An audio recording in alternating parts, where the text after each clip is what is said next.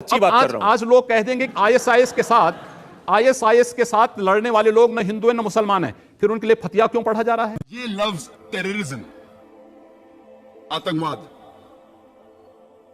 या दहशतगर्दी सबसे पहले ये इस्तेमाल किया गया था सन 1790s में, और सबसे पहले बार ये वर्ड टेररिज्म इस्तेमाल किया था एक अंग्रेज ने जिसका नाम था एडवर्ड बर्क। फ्रेंच रेवोल्यूशन के टाइम पे जैकोबिन डोमिनेटेड फ्रेंच गवर्नमेंट को डिस्क्राइब करने के लिए इस्तेमाल किया गया था, और 1793 1794 में वो दौर कहलाया जाता था द रेन ऑफ टेरर, दहशत का दौर। और मैक्सिमिलियन रॉबस्पियर ने कहा जाता है क्या 5 लाख से ज्यादा द एनिमीज ऑफ स्टेट, देश के दुश्मनों को जो वो कहता था, उनको पकड़ लिया, 40,000 से ज्यादा का कत्ल किया। गिलोटीन में सिर को काट देना। 2 लाख से ज्यादा लोगों को रिपोर्ट किया, देश के बाहर कर दिया। 2 लाख से ज्यादा को भूख के मारे मौत के घाट उतार दिया। तो सबसे पहली बार ये ब्रिटिश स्टेट्समैन एडवर्ड बर्क ने इस्तेमाल किया था फ्रेंच रेवोल्यूशन के टाइम पे फ्रेंच गवर्नमेंट को डिस्क्राइब करने के लिए मैक्सिमिलियन रॉबस्पियर को। जब हम आतंकवादी हमले की तहकीक करते हैं तो पता लगता है वक्त नहीं है कि सारे सैकड़ों सालों के बारे में तकरीर करूं मैं, पूरा दिन भी देंगे तो कम होगा। चंद मौके पेश करूंगा आप लोगों के सामने। 1881 में किंग अलेक्जेंडर II, सार अलेक्जेंडर II ऑफ रशिया, जब सेंट पीटर्सबर्ग के सड़क पे जा रहे थे गाड़ी में, एक जोर का धमाका होता है और वो गाड़ी के बाहर निकलते हैं। वो गाड़ी जो बुलेट प्रूफ कार थी जो नेपोलियन I ऑफ फ्रांस ने उन्हें दी थी, जब वो गाड़ी के बाहर निकलते हैं फौरन और एक धमाका होता है और उनके ऊपर हमला होता है और उनका कत्ल हो जाता है।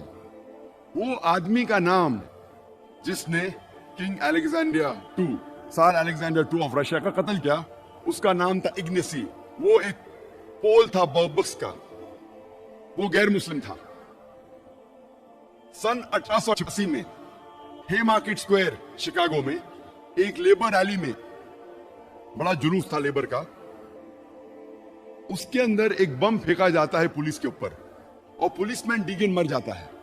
फौरन पुलिस और लोगों में झगड़ा हो जाता है और इस झगड़े में 7 पुलिसमैन और मारे जाते हैं और कुल मिला के 12 की हत्या होती है। और इसके जिम्मेदार थे 8 अनार्किस्ट, 8 के 8 गैर मुस्लिम थे, मुसलमान नहीं थे। 6 सितंबर 1901 में यूएस प्रेसिडेंट जो उस टाइम था विलियम मैकिनली, उसकी हत्या होती है। He is assassinated. 2 बार गोली मारा जाता है। गोली मारने वाले का नाम था लियोन। वो एक अनार्किस्ट था, गैर मुस्लिम था, मुसलमान नहीं था। 1 अक्टूबर सन 1910 में लॉस एंजलिस टाइम्स, उसके बिल्डिंग में, लॉस एंजलिस कैलिफोर्निया यूएसए में, एक बम धमाका होता है और 21 लोग मारे जाते हैं। उसके जिम्मेदार थे जोसेफ और जेम्स मैकनमारा, दोनों गैर मुस्लिम थे। 28 जून 1914 में आर्क ड्यूक ऑफ ऑस्ट्रिया और उसकी बीवी की हत्या होती है। इसके वजह से जंग शुरू होती है, वर्ल्ड वॉर I की जंग, दुनियाई जंग नंबर 1, वर्ल्ड वॉर I शुरू होती है। और इसके जिम्मेदार थे एक ग्रुप जिसका नाम था यंग बॉस्नियंस, और इसमें अक्सर सर्ब्स थे, गैर मुसलमान थे। 16 अप्रैल 1925 में सेंट नेडेलिया चर्च, जो बल्गेरिया के कैपिटल सोफिया में था, वहां एक बम धमाका होता है और 150 लोग की हत्या होती है और 500 से ज्यादा घायल होते हैं। ये बल्गेरिया की हिस्ट्री में सबसे बड़ा आतंकवादी हमला था। सारी तारीख में बल्गेरिया के सबसे बड़ा आतंकवादी हमला था और इस हमले के जिम्मेदार थे बीसीपी, बल्गेरियन कम्युनिस्ट पार्टी, जो गैर मुसलमान थे। 9 अक्टूबर 1934 में king Alexander I of Yugoslavia, उसकी हत्या होती है। उसके साथ मारा जाता है फ्रेंच फॉरेन मिनिस्टर। दोनों की हत्या के जिम्मेदार थे लाडा जोसेफ, जो गैर मुसलमान थे, मुस्लिम नहीं थे। ऐसे कई मिसाल है। 1 मई 1961 जो सबसे पहली प्लेन जो हाईजैक की गई थी यूएसए की, एक आदमी जिसका नाम था पोर्टो रिकॉन, वो प्लेन को हाईजैक करता है, अगवा करता है और ले जाता है हवाना, क्यूबा में, और वहां असाइलम पाता है। वो एक गैर मुसलमान था, मुस्लिम नहीं था। यूएस एम्बेसडर ऑफ ग्वाटेमाला, 1968 में उसकी हत्या होती है। हत्या करने वाला गैर मुस्लिम रहता है। 1969 यूएस एम्बेसडर ऑफ जापान, एक जापानीज उसको अटैक करता है छुरी के जरिए, वो गैर मुस्लिम था। 1969 में यूएस एम्बेसडर ऑफ ब्राजील, उसको किडनैप किया जाता है, उसको अगवा किया जाता है। अगवा करने वाला आदमी मार्क्सिस्ट था, गैर मुस्लिम था, मुसलमान नहीं था। 19 अप्रैल 1995 फेडरल बिल्डिंग ओक्लाहोमा में बॉम्बिंग होती है और 166 लोग की हत्या होती है। उस वक्त तक के ये यूएसए का सबसे बड़ा आतंकवादी हमला था। 166 people killed, biggest terrorist attack in the history of US mandate at that time. फौरन न्यूज़पेपर में हेडलाइंस, मिडिल ईस्ट कॉन्स्पिरेसी, अरबों की चाल, मिडिल ईस्ट, रोज लगातार हफ्तों तक के middle east conspiracy, middle east conspiracy headlines. कौन हमला किया? मुसलमानों ने। तहकीक के बाद मालूम पड़ता है जिम्मेदार थे 2 राइट विंग अमेरिकन लोग, निकोलस एंड टिमोथी, 2 लोग। लेकिन जब पकड़े जाते 1 या 2 दिन आता है पेपर में, उसके बाद न्यूज गायब। हफ्तों तक मुस्लिम जिम्मेदार, मुस्लिम जिम्मेदार, पकड़ा जाता आदमी, 1-2 दिन बाद में न्यूज गायब, क्योंकि गैर मुस्लिम था। ऐसी मैं हजारों मिसाल दे सकता हूं, वक्त नहीं है। मैं ये नहीं कहता हूं कि मुसलमानों ने आतंकवादी हमले नहीं किए, लेकिन तहकीक पे पता चलता है कि अक्सर मेजॉरिटी जो हमले हुए वो गैर मुसलमानों ने किए। और 1990 के पहले आप जो भी मुसलमान हमले की तहकीक करेंगे, अक्सर वो पैलेस्टीनियन लोग हैं। उन्हें आतंकवादी कहेंगे क्या नहीं, इसमें इख्तिलाफ है। मैं कहा ना, आतंकवाद जो डेफिनेशन इख्तिलाफी है। क्या पैलेस्टीनियन को आप आतंकवादी कहेंगे क्या नहीं, टेररिस्ट कहेंगे क्या नहीं, इसमें इख्तिलाफ है। अक्सर पैलेस्टीनियन है, वरना आपको बहुत कम मिलेंगे मुसलमान के हमले 1990 के पहले। और 1945 में जब ब्रिटिश हुकूमत कर रही थी जेरूसलम में, वहां कई यहूदी ग्रोह थे, आतंकवादी ग्रोह, टेररिस्ट ग्रुप्स उससे थे। मिसाल के तौर पे हगाना, इरगुन, स्टर्न गैंग, कई यहूदी आतंकवादी टेररिस्ट ग्रुप्स थे, जिन्हें ब्रिटिशर्स कहते थे कि ये टेररिस्ट ऑर्गेनाइजेशन है, आतंकवादी ग्रुप्स है। और ये ग्रुप एक अटैक करता है 22 जुलाई 1946 में होटल किंग डेविड में। और होटल किंग डेविड उस वक्त ब्रिटिशर्स का हेडक्वार्टर्स था, ब्रिटिशर्स का सेक्रेटरीट था जेरूसलम में, और मिलिट्री का भी हेडक्वार्टर्स था, और क्राइम इन्वेस्टिगेशन ब्यूरो भी था। उधर हमला होता है और एक यहूदी ग्रुप है जिसे कहते हैं इरगुन, वो अरबों जैसे कपड़े पहन के अटैक करते हैं होटल किंग डेविड पे और 91 लोग की हत्या करते हैं।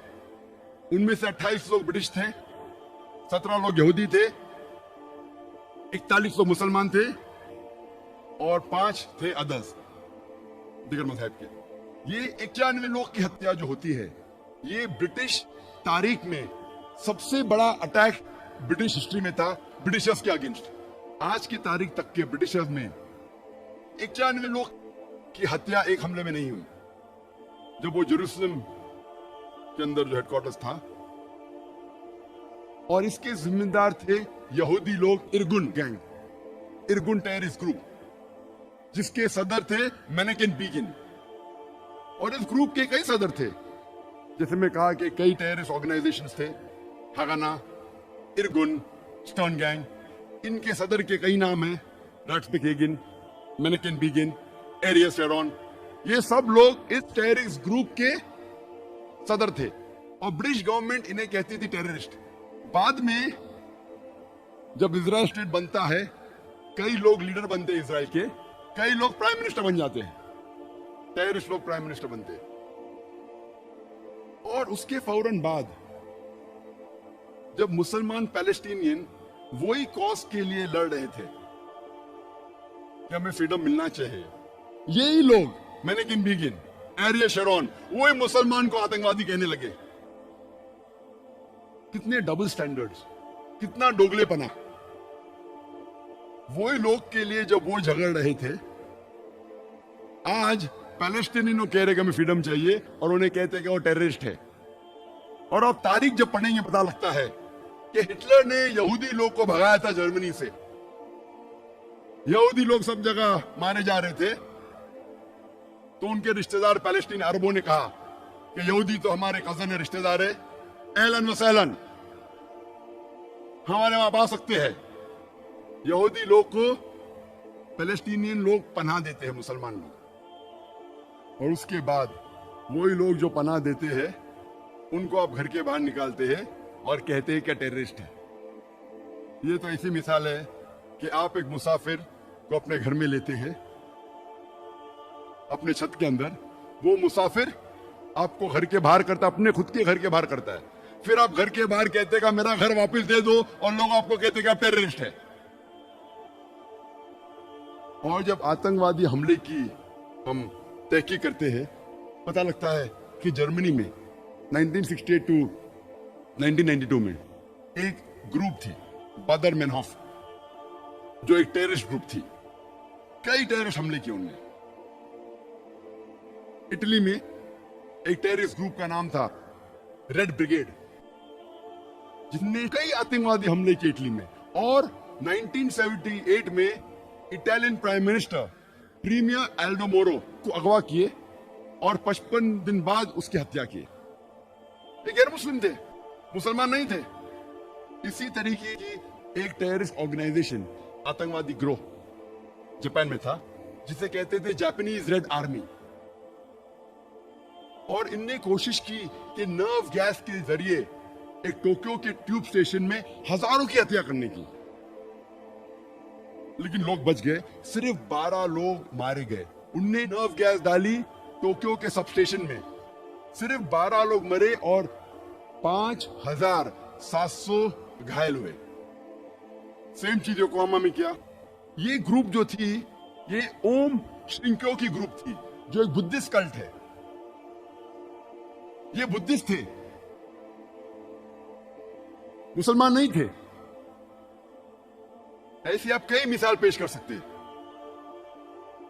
यूके में हम जानते हैं कि सबसे खतरनाक टेररिस्ट अटैक और सबसे ज्यादा जो टेररिस्ट अटैक किए वो है IRA ने, आयरिश रिपब्लिकन आर्मी। ये एक कैथलिक ऑर्गेनाइजेशन है, क्रिश्चियन ऑर्गेनाइजेशन है, ईसाई टेररिस्ट ऑर्गेनाइजेशन है। लेकिन कभी भी यूके मीडिया में आपको ये नहीं मिलेगा कि कैथलिक टेररिस्ट ग्रुप, कहा जाएगा IRA, आयरिश रिपब्लिकन आर्मी, क्योंकि वो मुसलमान नहीं है। अगर मुसलमान कुछ गलत काम करते हैं तो नाम आता है का मुस्लिम टेररिस्ट। बाकी कौन गलत काम करता है तो उसे इलाके से जाना जाता है। मुसलमान चाहे USA में हो, सऊदी में हो, यूके में हो या इंडिया में हो, तो मुसलमान जैसा पहचाना जाता है। अच्छे काम किए तो कहेंगे इंडियन ने अच्छे काम किया, मुसलमान ने नहीं। इंडियन को नोबेल प्राइज मिला, मुसलमान को नहीं। तो डबल स्टैंडर्ड्स क्यों? और ये जो ऑर्गेनाइजेशन है आयरिश रिपब्लिकन आर्मी, वो खुसूसन कैथलिक ऑर्गेनाइजेशन है, इसीलिए झगड़ा कर रही है प्रोटेस्टेंट के साथ और कई सालों से कर रही है। 100 से ज्यादा टेररिस्ट अटैक किए उनने। 1972 में 22 फरवरी में एल्डरशॉट में उनने बम का धमाका किया जिसमें 7 लोगों का कत्ल हुआ। 21 जुलाई 1972 बेलफास्ट शहर में ये आईआरए ने और एक बम धमाका किया जिसमें 11 लोग का कत्ल हुआ और 130 घायल हुए। 10 दिन बाद 31 जुलाई 1972 में क्लॉडिंग में 3 बम धमाका किए उन्होंने और इसमें 9 लोग की हत्या हुई। 1974 में गिलफोर्ड पब में उनने बम धमाका किया जिसमें 5 लोग का इंतकाल हुआ और 44 लोग घायल हुए। उसी साल 1974 में बर्मिंघम पब में फिर से एक बम धमाका किया जिसमें 21 लोग का कत्ल हुआ एंड 182 घायल हुए।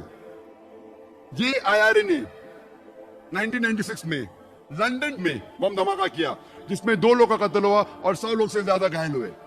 उसी साल 1996 में मैनचेस्टर में एक बम फोड़ा शॉपिंग कॉम्प्लेक्स के बाहर जिसमें 206 लोग घायल हुए।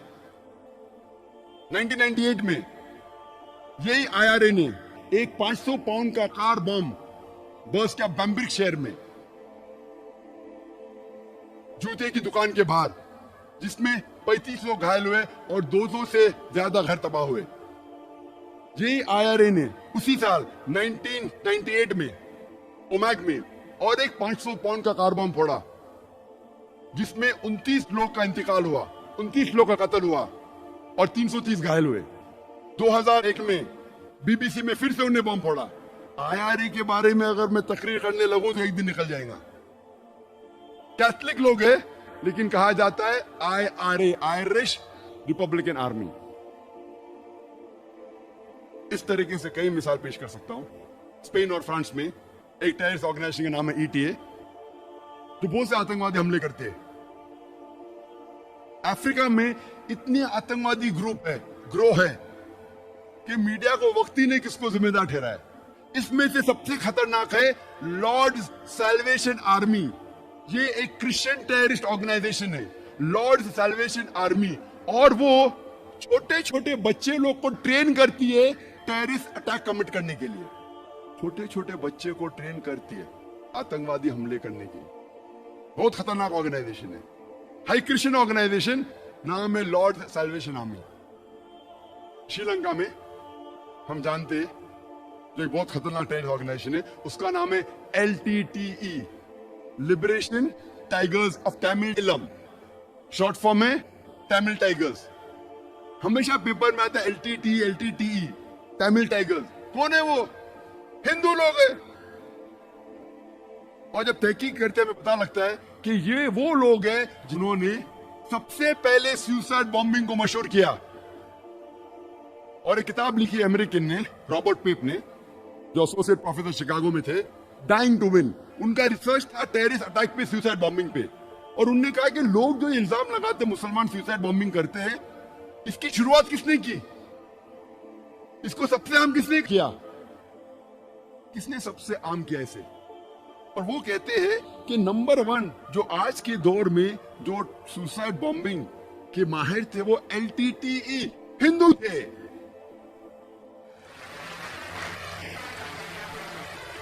और हम जानते हैं उसकी मिसाल हम जानते हैं कि 21 मई 1991 हमारे प्रधानमंत्री थे प्राइम मिनिस्टर राजीव गांधी को सुसाइड बॉम्ब के जरिए उनका कत्ल किया गया था। एक औरत LTTE ग्रुप की, तमिल टाइगर्स की, अपने जिस्म पे बॉम्ब बांध के छुपा के वो हार पहनाना जाती है उस टाइम के प्रधानमंत्री राजीव गांधी को और बॉम्ब धमाका करती है और अपने साथ खुद मर के राजीव गांधी को मार के 16 लोग की और हत्या करती है। वो थी एक औरत, हिंदू औरत। लेकिन पेपर में ये नहीं आया कि हिंदू टेररिस्ट अटैक, तमिल लोग ने अटैक किया, हिंदू लोग ने नहीं। क्यों? और रॉबर्ट पेप लिखते हैं कि क्यों मुसलमान को, अगर हिस्ट्री में देखेंगे जितने जंग मुसलमानों की हुई उसके अंदर कोई सुसाइड बॉम्बिंग हुआ क्या पहले? और ये सुसाइड बॉम्बिंग को आम बात में अमेरिकन लोग नहीं किया। आज लेकिन ब्लेम आता हमेशा मुसलमान पे। ऐसे कई मिसालें। एलटीटी ने सिर्फ, अगर आप तहकीक करेंगे, लास्ट 16 साल में उन्होंने 157 टेररिस्ट अटैक्स किए। अभी हम आते हैं हमारे देश हिंदुस्तान में, हमेशा मीडिया में पढ़ेंगे हम, कश्मीरी मिलिटेंट, मुस्लिम टेररिस्ट। मैं ये नहीं कहता हूं कि मुसलमान ने आतंकवादी हमले नहीं किए, कोई भटके हुए मुसलमान हैं जो किए होंगे, मैं ये नहीं कहता हूं कभी नहीं किए, ये बिल्कुल गलत होगा। लेकिन मीडिया में जब फ्रंट पेज पे आएंगे अक्सर मुस्लिम टेररिस्ट, जैसे बाकी टेररिस्ट कौन है ही नहीं, इस देश में सिर्फ मुसलमान ही टेररिस्ट है। जब तहकीक करते पता लगता है कि सिख टेररिस्ट भी है, बिंदनवाला ग्रुप। और ये सिख टेररिस्ट ने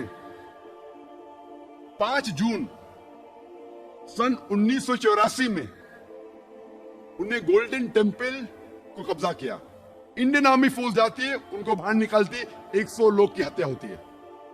उसके चंद महीने बाद 31 अक्टूबर सन 1984 में उस टाइम के प्रधानमंत्री राजीव गांधी की माता श्रीमती इंदिरा गांधी की हत्या होती है। उसकी खुद की सिक्योरिटी गार्ड उसकी हत्या करते हैं। आता है पेपर्स में, security guard assassinated Shrimati Indira Gandhi. कौन था? सिख था। आज भी आप वेबसाइट पे जाएंगे, आपको ये नहीं मिलेगा कि सिख टेररिस्ट ने अटैक किया। Personal body guards of Shrimati Indira Gandhi ने उसकी हत्या की। आप असम में जब जाएंगे, असम में एक टेररिस्ट ऑर्गेनाइजेशन है ULFA, United Liberation Front of Assam. बहुत खतरनाक है। उनका मेन मकसद है, वो हिंदू ऑर्गेनाइजेशन है, हिंदू आतंकवादी ग्रुप है। उनका मेन मकसद है कि मुसलमान को मारना, मुसलमान की हत्या करना। और आपको पता है कि चंद सालों में उल्फा, सिर्फ उल्फा ने, ये 2 साल के पहले का स्टैटिस्टिक्स है, अभी अपडेट नहीं किया हूं मैं, 2006 तक के उल्फा ने 749 टेररिस्ट अटैक्स किए। There is no other terrorist organization in the world history who has done 749 terrorist attacks. 749 terrorist attacks ULFA ने किए चंद सालों में सिर्फ। हम पढ़ते ही नहीं पेपर में, हमें पता ही नहीं। मैं जब बॉम्बे में पेपर पढ़ता हूं, पता चलता कश्मीरी टेररिस्ट, मुस्लिम टेररिस्ट। जब मुझे कश्मीर लोग काफी बुला रहे थे तकरीर करने के लिए, और मैं सोच जाऊं क्या नहीं जाऊं, जाऊं क्या नहीं जाऊं। फिर 2003 में सोचता हूं मैं जाऊंगा। अल्हम्दुलिल्लाह वहां की गवर्नमेंट पूरा इंतजाम करती है। और 14 साल के बाद सबसे पहली बार खुले आम पोलो ग्राउंड में तकरीर करने की परमिशन देती है। माशाल्लाह 1 लाख से ज्यादा लोग वहां मौजूद होते हैं। मैं सोचा था मैं जाऊं क्या नहीं जाऊं, हालात बुरे हैं। मौत का तो डर नहीं, अल्हम्दुलिल्लाह अल्लाह के काम के लिए। बस सोच रहा था अच्छी फिजा है कहने गया मैं। फौरन गवर्नमेंट ने मुझे 2 police officer they stand gun के साथ। मैं वहां गया, तकरीर किया, चीफ मिनिस्टर से मिला, गवर्नर ने मुझे बुलाया डिनर के लिए, ब्रेकफास्ट के लिए, काफी मिनिस्टरों से मिला। हालात तो लग रहे थे, लेकिन मुझे कुछ महसूस नहीं हुआ कि 2 बॉडीगार्ड की जरूरत थी। चंद महीने बाद मैं जाता हूं आसाम में, एयरपोर्ट पे उतरता हूं, उतरते ही 4 पुलिसमैन स्टैंड गन के साथ। 4 पुलिस, आसाम में क्या जरूरत है? आसाम में 4 पुलिसमैन, वो भी स्टैंड गन के साथ, क्या जरूरत है? जब मैं सड़कों पे निकलता हूं, एयरपोर्ट से दूर जाता हूं, फिर एहसास हुआ मुझे 3 दिन बाद कि अगर ये 4 पुलिस अफसर मेरे साथ नहीं होते थे तो शायद मैं आज नहीं होता था यहाँ। हमें तो पता ही नहीं आसाम की हालत क्या है। आसाम में इतने आतंकवादी हमले हो रहे, हमें पता ही नहीं है। मुझे तो बिल्कुल नहीं पता था, मैं न्यूज़पेपर पढ़ता हूं हमेशा। वहां जाने के बाद पता चला, इंटरनेट पे तहकीक करने का पता चला कि वहां की terrorist organization is one of the most dangerous, बहुत खतरनाक।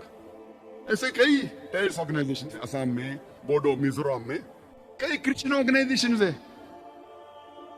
मीजोस क्रिश्चियंस ऑफ नागा, वो भी आतंकवादी हमले करते हैं। और एक हमला किया था 2 अक्टूबर को, 2 तारीख अक्टूबर के सन 1984 में 44 हिंदू लोगों का कत्ल करते ये क्रिश्चियन ऑर्गेनाइजेशन, और कई लोग को जख्मी करते। खाली क्रिश्चियन लोग ने कितने हमले किए हिंदुस्तान में, वक्त नहीं है क्योंकि 10 बजे तकरीर बंद करना है हमें, लेकिन सबसे ज्यादा जो हिंदुस्तान में अगर डर है कोई टेररिस्ट ऑर्गेनाइजेशन का, वो है माओइस्ट। ये माओइस्ट लोग according to police records Hindustan में 600 डिस्ट्रिक्ट है, 600 डिस्ट्रिक्ट में से 150 से ज्यादा में इनका होल्ड है माओइस्ट लोग का। और ये इतने खतरनाक है कि पूरे पुलिस स्टेशन को तबाह करते हैं, पुलिस स्टेशन को, जो गांव उनके खिलाफ है गांव के गांव को तबाह करते हैं, हमें पता ही नहीं। और जो सिक्योरिटी एक्सपर्ट जो लिखते हैं इंडिया के, और एक आर्टिकल आया था टाइम्स ऑफ इंडिया में जिसमें लिखा था स्वामीनॉमिक्स के अंदर, स्वामीनाथन लिखते हैं कि मुझे ये नहीं पता लगता कि क्यों ये इंडियन गवर्नमेंट मुस्लिम टेररिस्ट को इतना इंपॉर्टेंस दे रही है। सबसे ज्यादा नुकसान जो इस देश में हो रहा है वो माओइस्ट के जरिए। ये माओइस्ट लोग जब हमला करते पूरे पुलिस स्टेशन को तबाह करते, गांव के गांव को तबाह करते। 600 डिस्ट्रिक्ट्स में से 150 से ज्यादा उनका होल्ड है। 1/3 of the India they have covered. 1/3 हिस्सा। कितने लोग माओइस्ट को जानते हैं? हाथ ऊपर कर सकते हैं? 50,000 लोग तो होंगे, तकरीबन 100 हाथ दिखते हैं। शायद आपने मेरी तकरीर सुनी होंगी अंग्रेजी की, टेररिज्म मुस्लिम मोनोपोली, हो सकता है, वहां भी मैंने कहा था। और 2 साल पहले, तकरीर करने के पहले 9 सितंबर 2006 में एक आर्टिकल आया था टाइम्स ऑफ इंडिया में कि पुलिस ने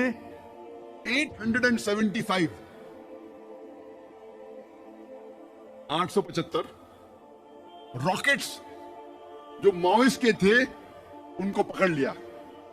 875 rockets and 30 rocket launchers, 30 rocket launchers, 875 rockets. और वहां का डीजीपी ऑफ आंध्र प्रदेश कहता है कि एक रॉकेट हेलीकॉप्टर को उड़ा सकता है, एक रॉकेट पूरे पुलिस स्टेशन को तबाह कर सकता है। 600 मीटर दूर से, यानी आधा किलोमीटर दूर से बैठ के उस रॉकेट से हमला करे तो पुलिस स्टेशन तबाह हो सकता है, हेलीकॉप्टर तबाह हो सकता है, बिल्डिंग की बिल्डिंग उड़ सकती है।